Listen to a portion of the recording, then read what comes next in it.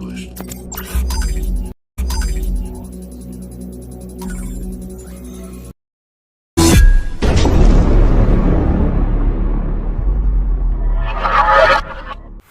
Sistem otomasi industri adalah sistem yang digunakan untuk mengontrol dan memantau proses mesin atau perangkat secara terkomputerisasi yang biasanya memenuhi fungsi atau tugas yang berulang. Sistem ini secara otomatis dapat mengurangi pekerjaan manusia di industri. Sistem ini bisa menggantikan tugas berulang dan mekanis yang sebagian besar dilakukan oleh satu orang. Pada awalnya, otomasi industri ini dilakukan untuk dapat meningkatkan produktivitas dan juga mengurangi biaya yang berhubungan dengan penggunaan tenaga kerja manusia. Namun, seiring dengan berjalannya waktu, maka fokus dari otomasi ini berganti, baik terhadap peningkatan kualitas dan juga fleksibilitas dalam proses pembuatan ataupun proses produksi dari sebuah perusahaan. Dapat kita ambil contoh pada industri otomotif.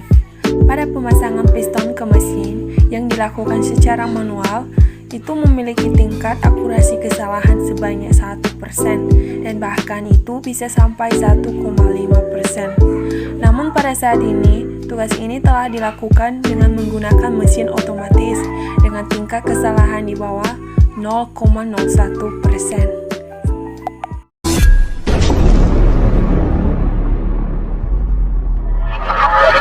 Selanjutnya, jenis-jenis sistem otomasi industri. Sistem otomasi industri dibagi menjadi 3 bagian, yaitu 1. Otomasi tetap. Dalam suatu sistem otomasi tetap, alat atau mesin industri akan ditetapkan dengan serangkaian operasi ataupun tugas tetap. Pada bagian ini juga jarang sekali terjadi perubahan dalam proses pengoperasiannya. Dan yang kedua, sistem otomasi yang dapat diprogram. Dalam sistem ini, urutan operasi serta konfigurasi mesin dapat diubah dengan menggunakan alat elektronik. Nantinya, sistem ini akan memerlukan waktu dan juga upaya untuk memprogram ulang mesin, dan pada umumnya sistem ini digunakan pada proses produksi yang sifatnya bloody. Dan yang ketiga, otomasi fleksibel. Sistem otomasi fleksibel ini biasanya akan selalu dikendalikan oleh komputer dan akan sering diterapkan pada produk yang sering berubah-ubah. Kode instruksi yang diberikan pada pihak operator kepada komputer juga unik pada setiap pengerjaannya.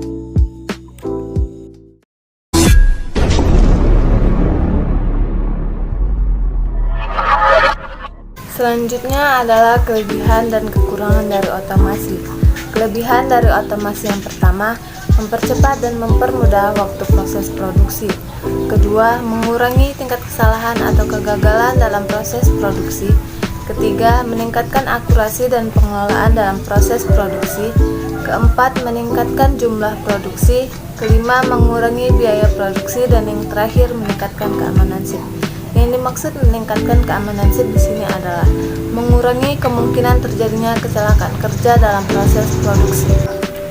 Selanjutnya adalah kekurangan dari otomasi. Kekurangan dari otomasi yang pertama, perlunya investasi yang besar seperti biaya insemen dan lain-lain. Kedua, kurang fleksibel. Yang dimaksud kurang fleksibel adalah semua mesin produksi hanya dapat bekerja sesuai dengan program yang sudah digunakan, sehingga tidak semua pekerjaan dapat diselesaikan dengan mesin produksi tersebut. Ketiga, meningkatnya pengangguran, dikarenakan jumlah tenaga yang akan tergantikan oleh mesin produksi. Keempat, meningkatnya polusi atau limbah. Dan yang terakhir, terdapat biaya yang tidak terduga, seperti biaya pemeliharaan mesin, biaya perawatan mesin, biaya pelatihan penggunaan mesin, dan lain-lain.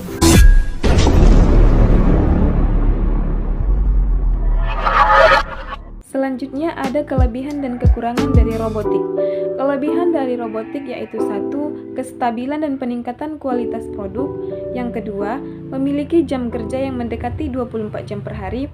Yang ketiga, mengatasi masalah kurangnya tenaga terampil. Yang keempat, penghematan sumber daya. Adapun kekurangan dari robotik yaitu 1. Membutuhkan biaya yang sangat besar seperti yang tadi, biaya installer, biaya pemeliharaan, dan lain-lain. Yang kedua, berkurangnya lapangan pekerjaan sehingga terjadi pengangguran dikarenakan semua tenaga kerja manusia sudah tidak diperlukan lagi dan digantikan oleh robot. Yang ketiga, menumbuhkan sifat malas terhadap manusia dikarenakan semua tugas telah ditangani oleh robot.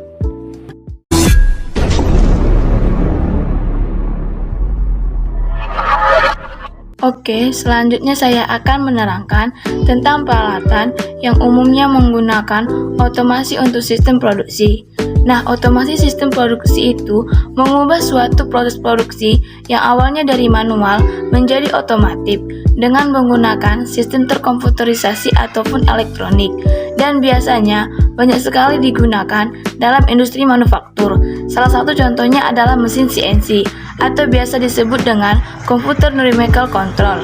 Nah, mesin ini menggunakan sistem terkomputerisasi yang dapat memproduksi barang secara cepat dan juga banyak, sehingga banyak digunakan untuk memproduksi produk secara massal. Lalu selanjutnya ada juga konveyor, yaitu untuk memindahkan satu barang dari tempat lainnya dengan mudah, dan juga ada robotika untuk membantu melakukan atau menggantikan pekerjaan manusia yang berat secara cepat, dan semuanya menggunakan sistem terkomputerisasi dan diatur oleh software engineer. Untuk lebih mempermudah pemahaman kita tentang konveyor dan mesin CNC ini tadi, mari kita lihat video sebagai berikut. From outside its walls, Robert Chicken looks like any other local chicken franchise. What differentiates this brand from others is the robot arm hanging in the kitchen. It is the closest thing this store has to a chef. Once an order comes in, pieces of chicken are placed on a conveyor belt for flour coating. As the pieces are automatically dropped in a basket, the robot arm starts its work to automatically relocate it to the fryer. The arm is programmed to perform certain motions in a fixed order. This includes the process of shaking the basket in oil, which is an essential step to create a crunchy coat.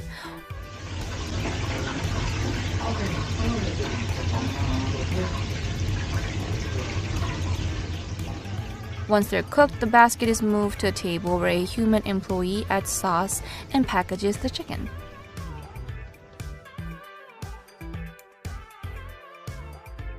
The entire process takes about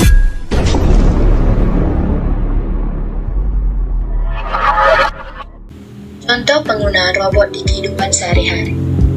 Pembahasan ini, kita akan lebih membahas tentang robot sebagai sistem otomasi industri. Menurut saya, robot jauh lebih unggul dibandingkan sistem otomasi yang lain. Nah, karena robot hanya dirancang baik sistem di awal, kerja industri tidak perlu ada di lapangan untuk bekerja. Robot sangat efektif, efisien untuk sebuah perusahaan industri. Nah, terbukti dapat meringankan pekerjaan, menjaga keselamatan. Nah, dan salah satu contoh dekat penggunaan robot di kehidupan sehari-hari yaitu AI atau Artificial Intelligence. Ikut tampilan robot yang menjelaskan tipe-tipe robot industri sekarang. Saya adalah Tifa, robot AI video buatan kelompok 9. Saya akan memudahkan kelompok 9 dalam menjelaskan tipe-tipe robot yang sekarang digunakan oleh industri.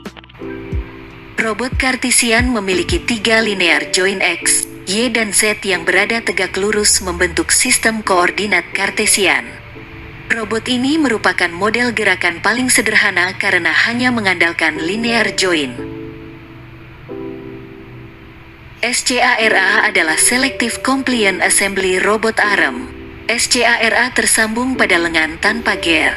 Robot ini banyak digunakan sebagai robot assembly part dengan ukuran yang kecil dengan kecepatan sedang. Robot Delta adalah robot industri dengan sistem paralel 3 lengan di mana memiliki 3 penggerak motor pada ujung tiap lengan. Robot ini banyak digunakan pada industri pengemasan dan part assembly elektro. Robot 6 aksis dengan bentuk menyerupai huruf Z adalah terobosan bentuk manipulator yang revolusioner dan fleksibel. Fleksibilitas gerakannya membuat robot ini cocok untuk tugas rumit seperti pengelasan.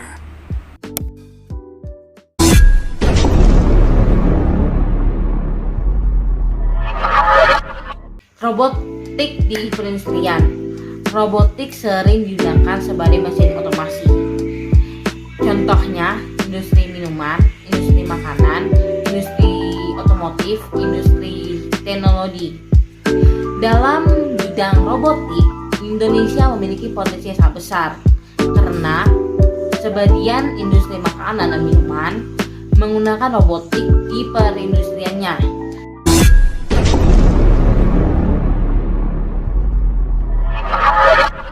Dan yang terakhir adalah dampak positif dan negatif penggunaan robotik di perindustrian. Adapun dampak positif sebagai contoh, PT GVC Elektronik Indonesia adalah bagian dari GVC Kenwood Group, pemimpin global produk elektronik dan hiburan. JIN sangat bergantung pada proses manual. PT GVC Elektronik Indonesia memproduksi audiovisual dan navigasi mobil dengan jumlah volume produksi setiap bulannya sekitar 400 juta buah. Pasar utama produksi perusahaan ini adalah Amerika Serikat, Eropa, Asia, Jepang, dan Indonesia. JIN mengidentifikasi adopsi robot, khususnya bentuk kolaboratif WA3 yang mereka sukai untuk mengotomatisasi. Adopsi WA3 mengurangi beban pekerja untuk melakukan tugas kasar dan berulang, termasuk memisahkan potongan-potongan printed circuit board atau PCB dan memasang layar kaca unit stereo mobil. Robot juga menstabilkan waktu siklus dari proses tertentu, sambil mengurangi waktu petugas hingga setengahnya. Adapun dampak negatifnya yaitu akan terjadinya besarnya angka pemutusan hubungan kerja atau PHK massal. Contoh PHK massal terjadi pada ribuan pengguna pekerja jalan tol. Pengguna elektronik di jalan tol wajib digunakan sesuai dengan perintah pemerintahan. Melihat dampak negatif yang muncul, kesejahteraan pekerja terkena imbasnya.